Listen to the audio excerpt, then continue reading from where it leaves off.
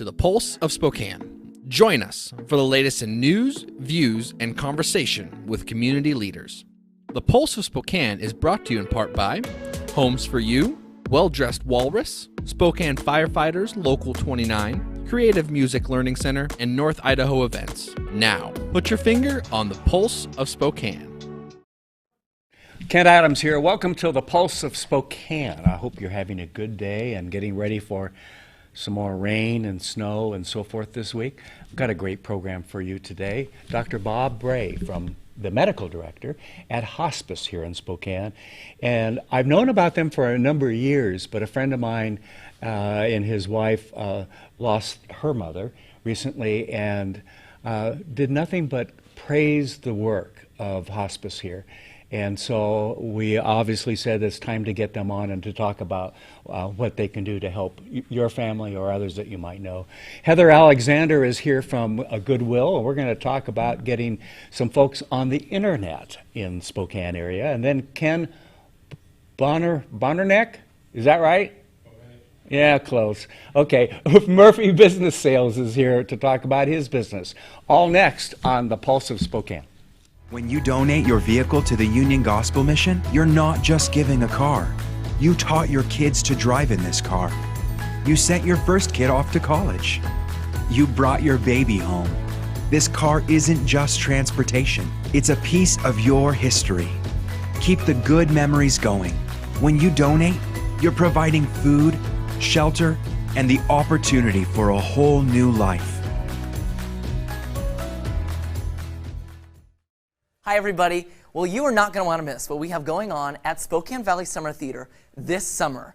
They're starting their season with the regional premiere of Little House on the Prairie, the musical. And then in July, they're going to produce the classic The King and I, followed by the ever-comedic Sister Act as their season closer in August. You're not going to want to miss all three of those shows. And if you're interested in auditioning, those auditions will be in the first week of February, and you can visit svsummertheater.com for more info. See you later. Estate is what we do at Homes for You, 928-5782, or visit online at homes4uspokane.com. Hi, this is Kurt Stockwell with Well-Dressed Walrus. We are a local website design and development company here in Spokane. What we do is build beautiful, usable websites for local businesses. A website needs to be beautiful, it needs to be usable for your users, your customers, and yourself. Contact us anytime. We'd love to talk with you about your online marketing.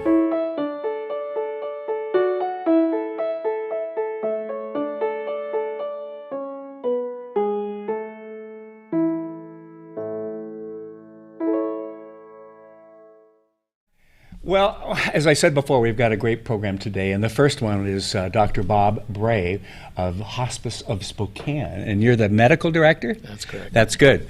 Bob, can I call you Bob, Sure. or do I need to call you doctor? You can I want call to me respect the title because a few years of education and a lot of practice, right? You've been involved with hospice one way or the other over the years and became medical director, what, 10, 11 years ago? 11 years ago, yeah. 11 years ago. I'm going to get you to talk a little closer to the microphone because you have a soft voice, probably from talking to patients and family, right? Yes. Maybe, yeah.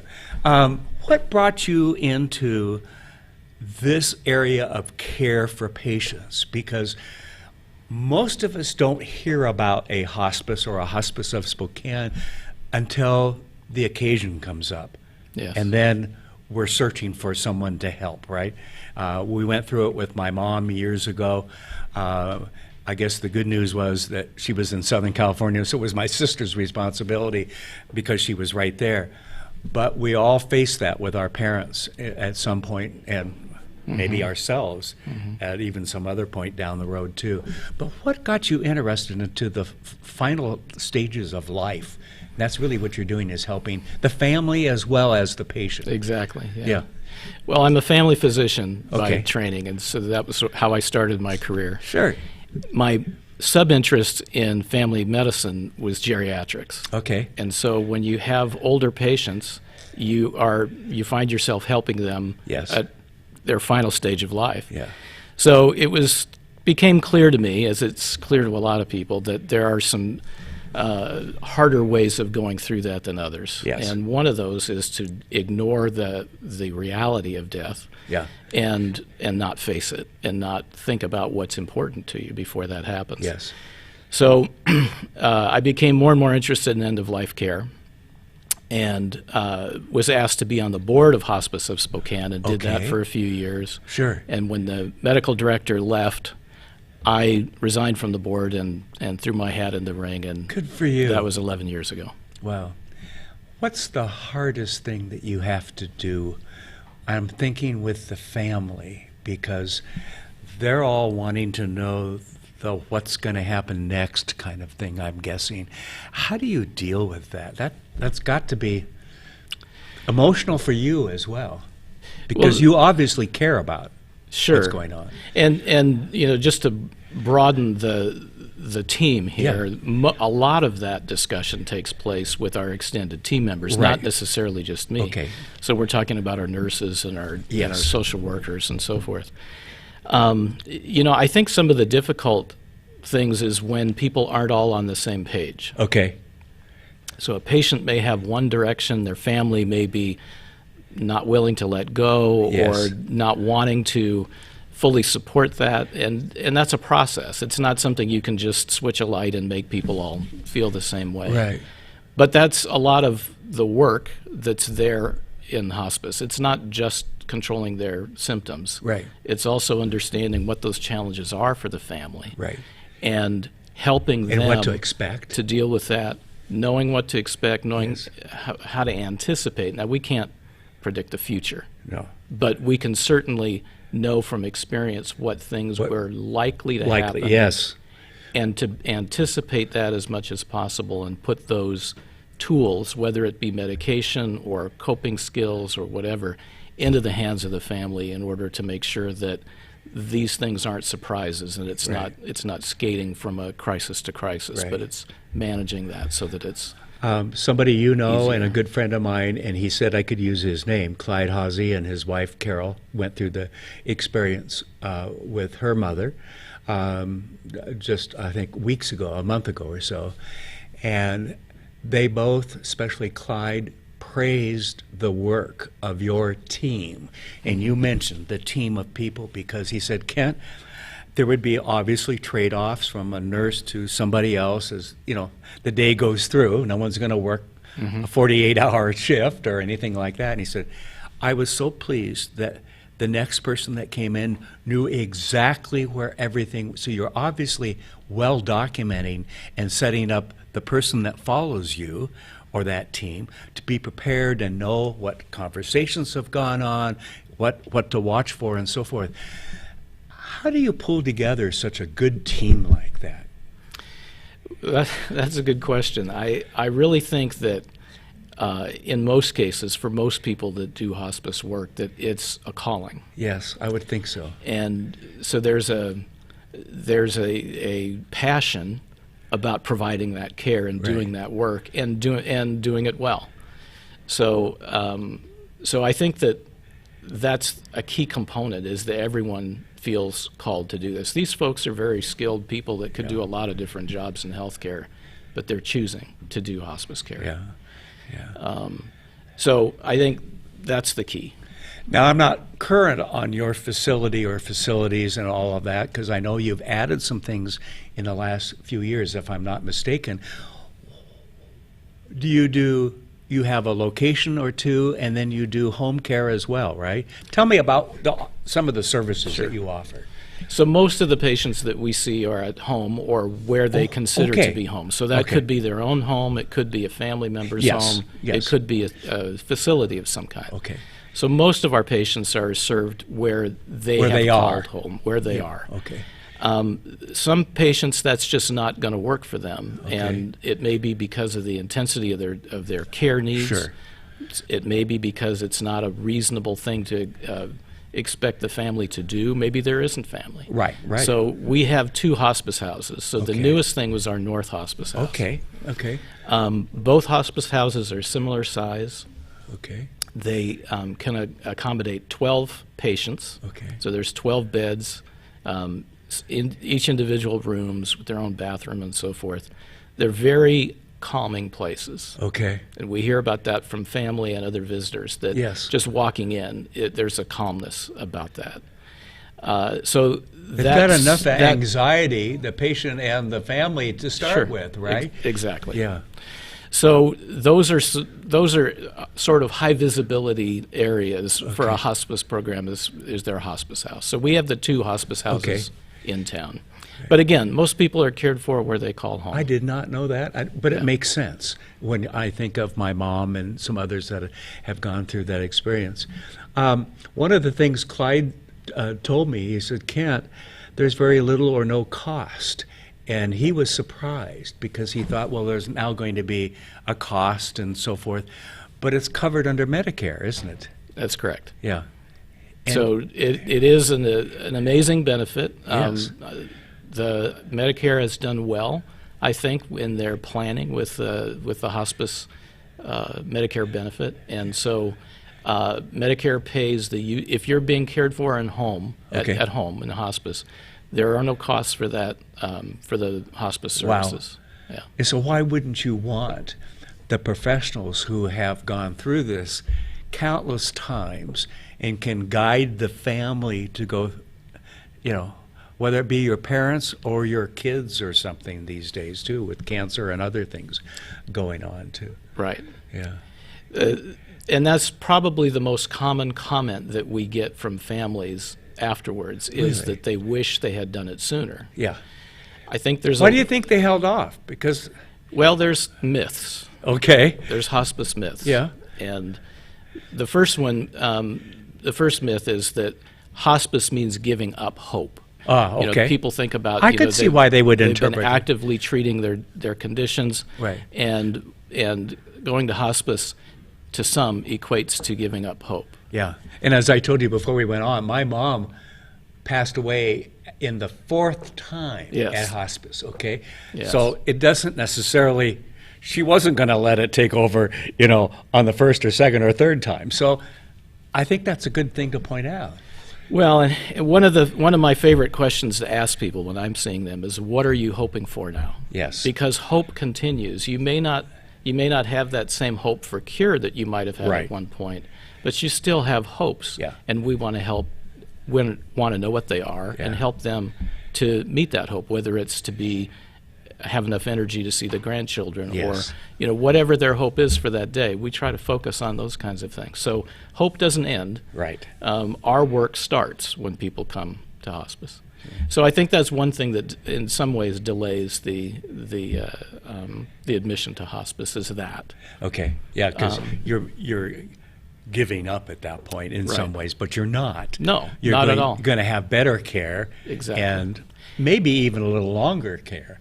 There are studies in various conditions that show that some people actually live longer when they receive hospice services than folks I could who see don't. why. Yes. And as you point out, you have professionals are coming into the home, they're Yeah. checking your medications, they're the ones calling to make sure that you have refills. Yeah. All that stuff is being supported by the hospice Yeah. program. So people, in some cases, do better than they would have Yeah. without them. And the family, because they don't have to worry about the medications and the other kinds of things that you might otherwise have to deal with. I've got to ask this question because the one thing I noticed in talking with you is your manner and the way you talk.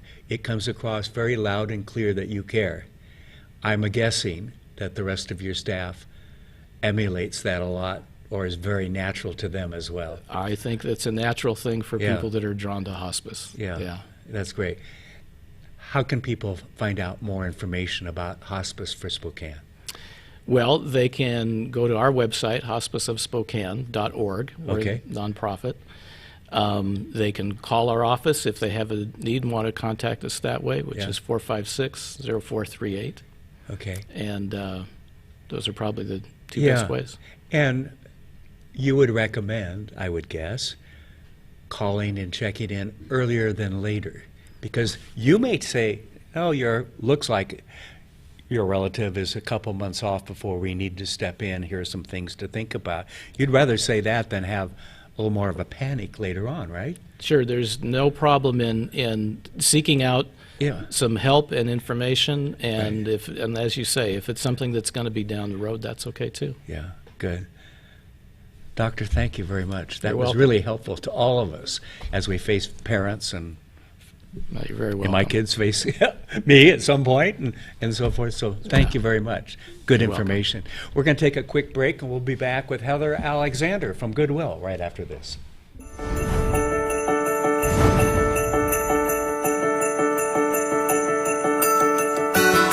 Once again, it's that time of year. Local 29's down here at River Park Square for the annual Christmas tree build. This year, we just had an overwhelming outpouring of support from our membership. It took just a little over 10 hours with about 30 volunteers. Well, the tree is 50 feet tall. It has a 4-foot star on it, has 10,000 LED lights, and roughly 2,700 ornaments and 869 branches. The tree is centrally located here in the atrium of River Park Square. It's one of the big attractions here throughout the month of December. Santa sets up shop out front down here for all the kids to come down and visit. It's just another great event for Local 29 to have the opportunity to give back to our community.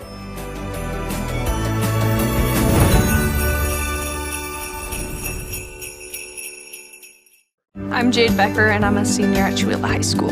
I'm at STCU's Money Live event. In this scenario that we played today, I was a realtor. My spouse was a city worker. We had an 11-month-old child, and there was a lot of spending for that child, like diapers and formula, and had to buy toys and clothing. I'm very glad that I had this experience. It was super helpful. You need this to get far and ahead in life. I'm Jade Becker, and STCU is here for good.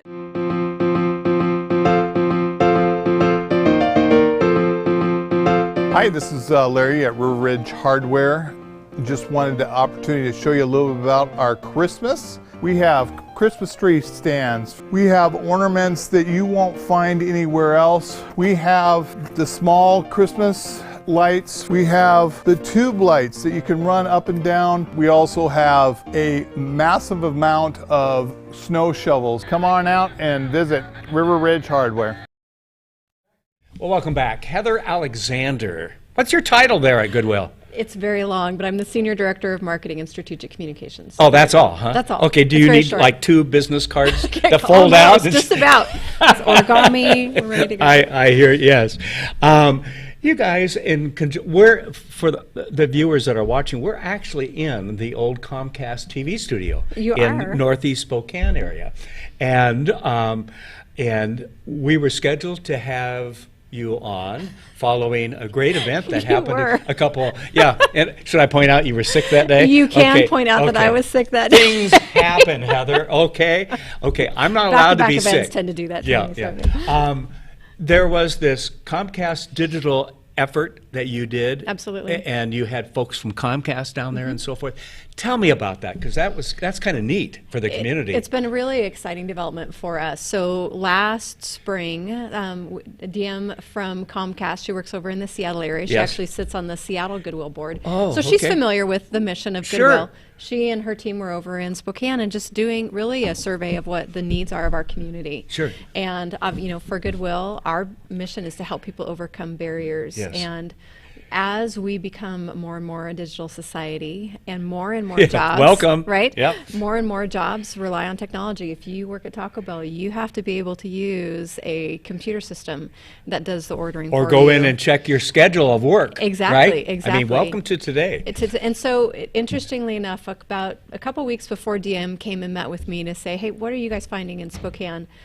Our senior team had been meeting and talking about the fact that that's really something that we as an organization have to be doing, is equipping people to be able to work and be successful in this digital age. And, Yes. and there's still, a lot of people who really are not comfortable Yeah. using a computer, and they may not have access to one at home. They may have difficulty getting to a library where they could even Right. kind of play around on a computer and get familiar with it. And so we need to have that capability to be able to train people so that they can be successful in the workforce. And then lo and behold, this conversation happened with Comcast.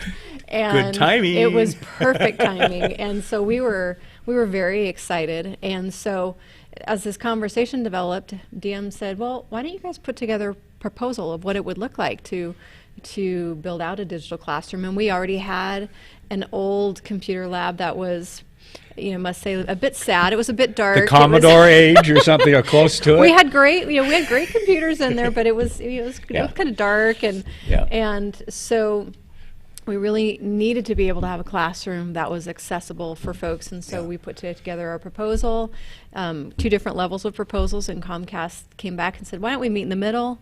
And they provided us with a $50,000 grant to upgrade this classroom, put power and all the tech in the floor so that there's no wires running across the floor for How are you going to trip if it's in the floor?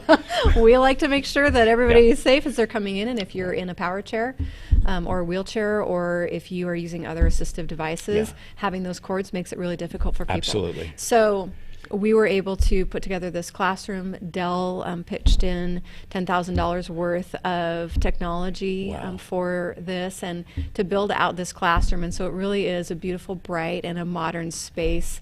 And it has a large, what's called a BenQ system. And I really can't do it justice. So if you want to come over someday and play around with the BenQ system, we'll show it to you.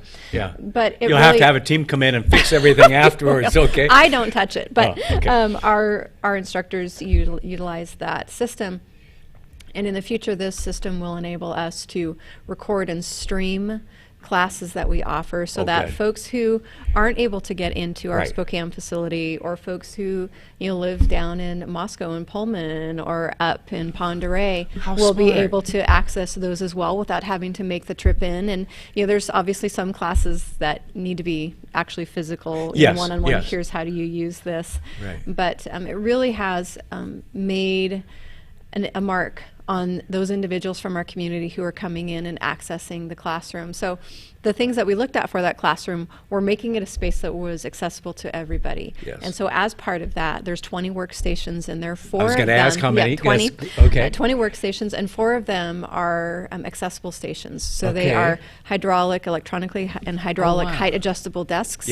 So that if somebody is coming in and they either need to be a sit-stand scenario, or they're in a power chair, which is higher than a normal desk, they can raise and lower that with the touch of a button. They have very different keyboards. We have several different types of keyboards for those stations that allow individuals who need bigger keys, or maybe they need something that's easier to use. We have different configurations of mice. There's a joystick mouse, and then the monitors themselves for those stations are also larger, and they can tilt all the way flat. So it really makes it easier for folks. And so, earlier this in the fall, we had an individual come in who had a severe back injury, and he wasn't able to sit through a class. And so he was so excited that he could come in and he could stand through the entire class and still take advantage of it. Wow, how exciting. Yeah, so it's been neat to see that for folks. I got to tell a little funny here. You talk about the mouse, right? Yes. Years and years ago, I get a call on my cell phone from my wife, and she's on the computer at home and says, I'm having trouble with the rat. Okay. And I'm driving, of course, and it's before the laws have changed, and I'm going, the rat? We have rats at our house? What's going on? And she says, well, the rat on your computer. The mouse? Oh, that's what you call it. So I love telling that story, but that does explain, though, to a lot of us that we know just enough technology to do our jobs, but maybe not something new. People ask me, Kent, how do you do all what you do with the electronics? And my answer, and my guys are going to frown because they've heard this so many times, I have people under 30 that help me, that set up things, you know. And that's because the under 30 crowd has grown up with the phones and everything else, and programs are somewhat the same. They've learned how to figure it out. And as Vinny, my head tech guy here, says, Kent, there's a YouTube for everything. out there that can teach you. There is, but if you don't know how to turn on a computer, or you Exactly. don't know How do you get to navigate that? Yeah. So the classes that are being offered in this this classroom are things like, basic computer skills. They'll spend 20 minutes working on how you use a mouse. Yes. Are you right-handed? Are you left-handed? Yes. How you hold your hand on the mouse. Yes. Do you need a different type of mouse Yes. To be successful? And then we also have classes that are more advanced. We have PowerPoint workshops and Excel workshops. We have classes to help people work on a resume. We've got interview workshops. We have classes on being a responsible renter in that. So this classroom and then our open computer lab are also offering those opportunities for us to offer a variety of different types of digital skills classes for individuals at varying levels of ability in our community, which is only going to help them in the future to be able to communicate for job opportunities. For job opportunities, because really we want to be equipping people to earn a job where they can support themselves and their family. That's our goal, is to help people become independent, and you can't do that if you can't operate I've got the a system. fellow coming in a couple of weeks to be on my program who discovered early on not to have a workshop where all his people do the input. He hires blind and visually challenged folks literally around the country, because with the software and hardware these days, and he said they've got nice jobs. Right.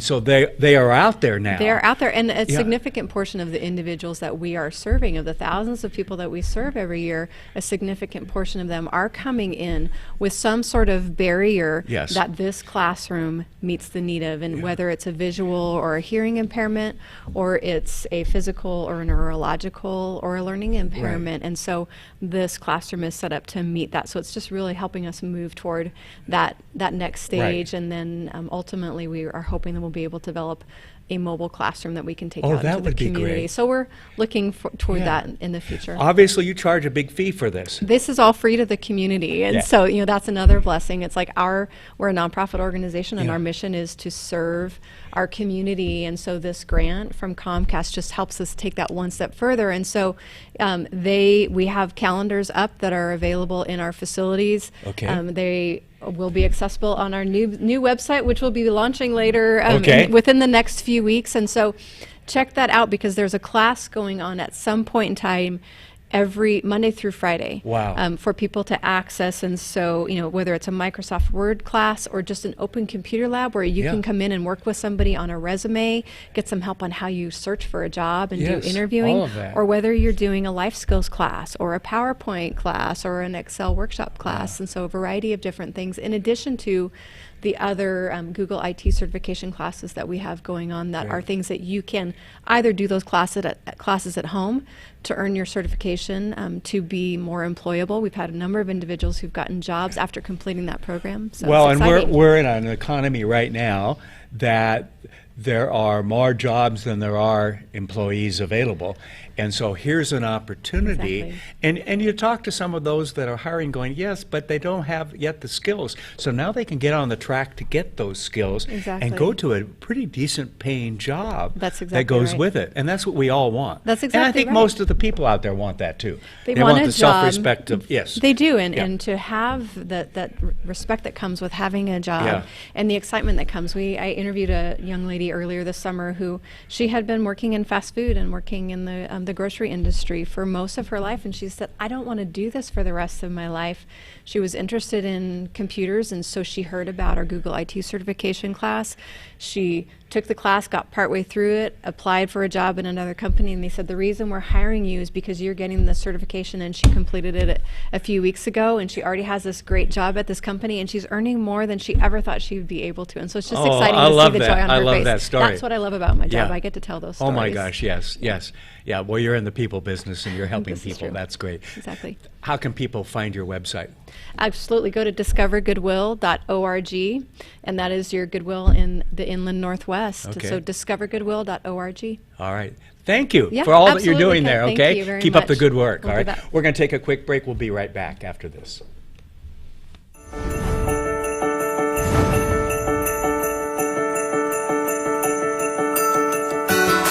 Once again, it's that time of year. Local 29's down here at River Park Square for the annual Christmas tree build.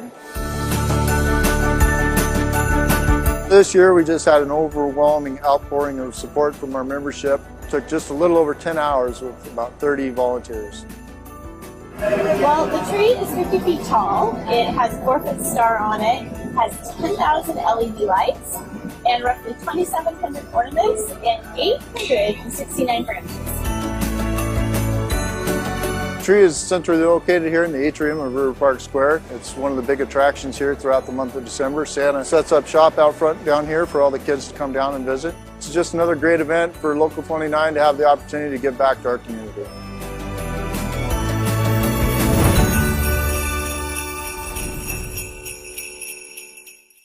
I'm Jade Becker, and I'm a senior at Chewelah High School. I'm at STCU's Money Live event. In this scenario that we played today, I was a realtor. My spouse was a city worker. We had an 11-month-old child, and there was a lot of spending for that child, like diapers and formula, and had to buy toys and clothing. I'm very glad that I had this experience. It was super helpful. You need this to get far and ahead in life. I'm Jade Becker, and STCU is here for good.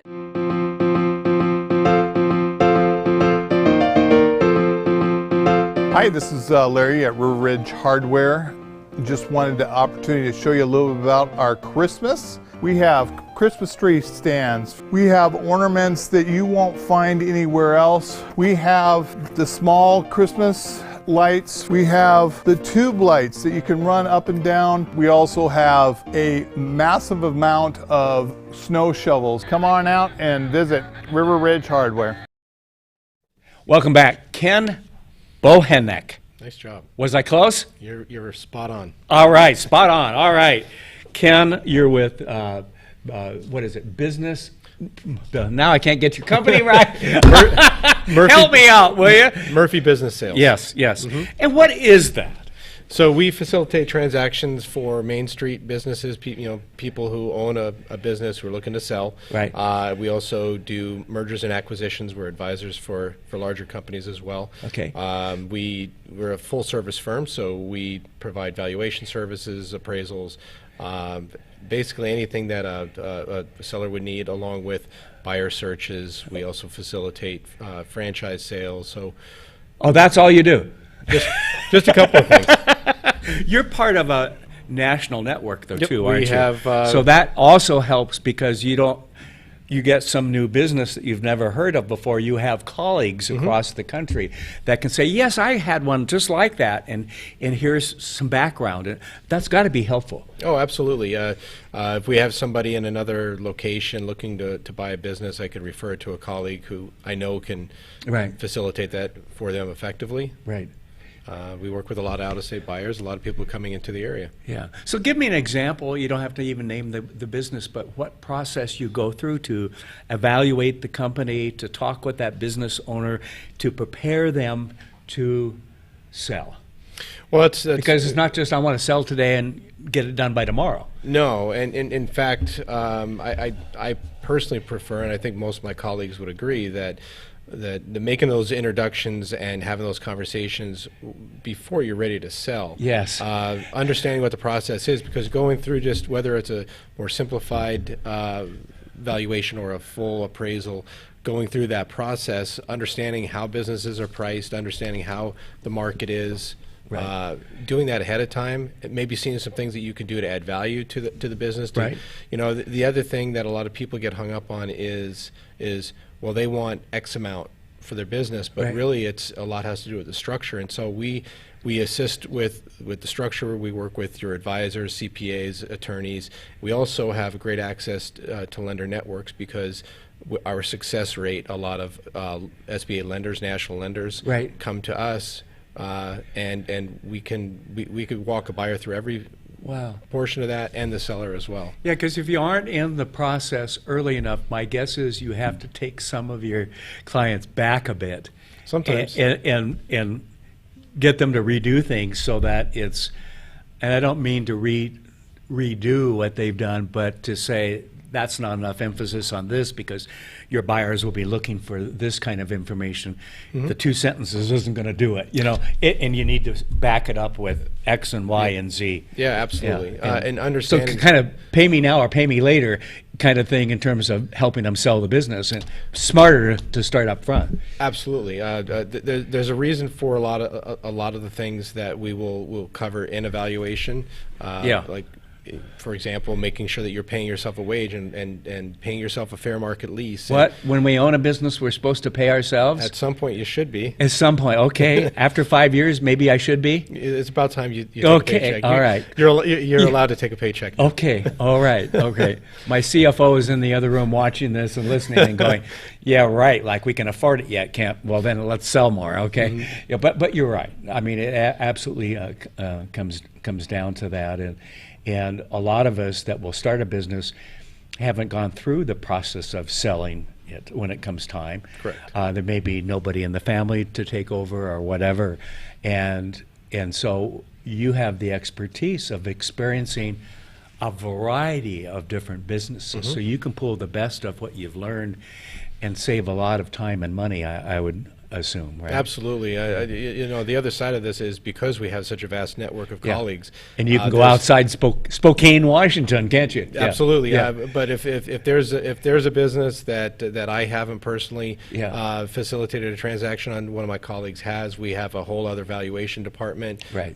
So if we go to the network of other colleagues and they haven't, our valuations department has valued every single kind of business there is, or virtually every single kind of business there is out there. Yes. That's fun. Are you having fun? Yeah, I really enjoy it. Okay. You've bought got to walk away feeling good sometimes. Yeah, I've been on both sides of the desk. Yes. I own another company as well right now. I've bought and sold a couple. My family, so I know what it's like to be in their shoes.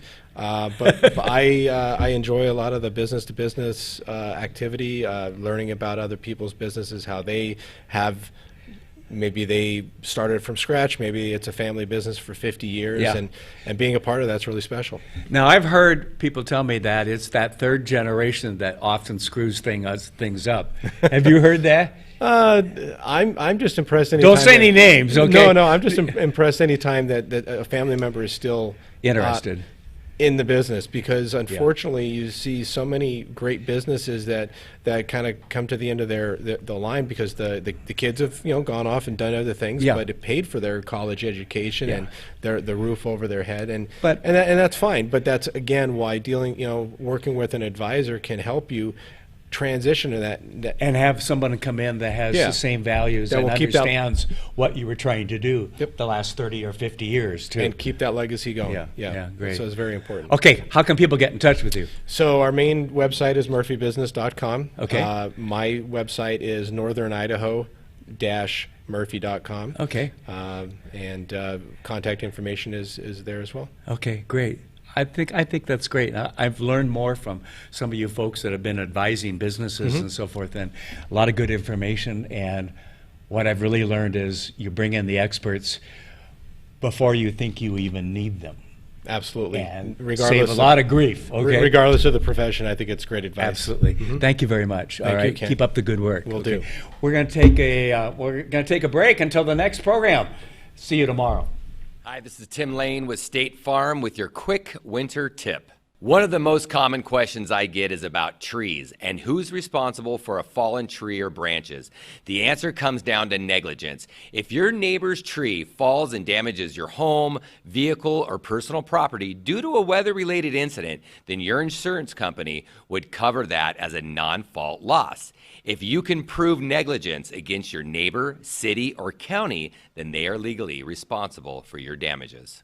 If you have any coverage questions or would like a second opinion on your insurance, call my team and I at Tim Lane State Farm at 509-926-5135.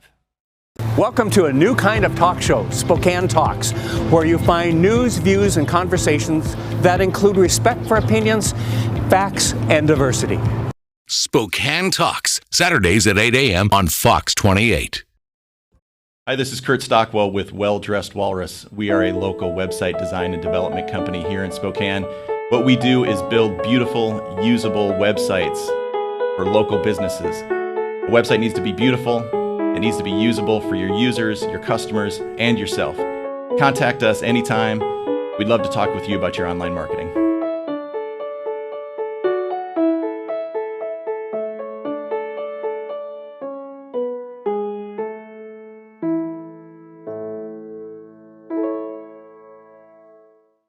When you donate to the Union Gospel Mission thrift stores, your items help change lives. The furniture your kids jumped on and fell off of. The clothes you really should get rid of, but still look fantastic in. That old lamp you've clung to for so long. Every donation stays 100% local and helps provide food, a safe and healing environment, and job training. Union Gospel Mission thrift stores. Donate your items and help real people find real change. The Pulse of Spokane is produced in Spokane, Washington by SpokaneTalksMedia.com, which is solely responsible for its content. The Pulse of Spokane is brought to you in part by Homes for You, Well Dressed Walrus, Spokane Firefighters Local 29, Creative Music Learning Center, and North Idaho Events. Ask the host a question, recommend a guest, or hear this program again on our Facebook, YouTube, Twitter, Spotify, Apple Podcasts,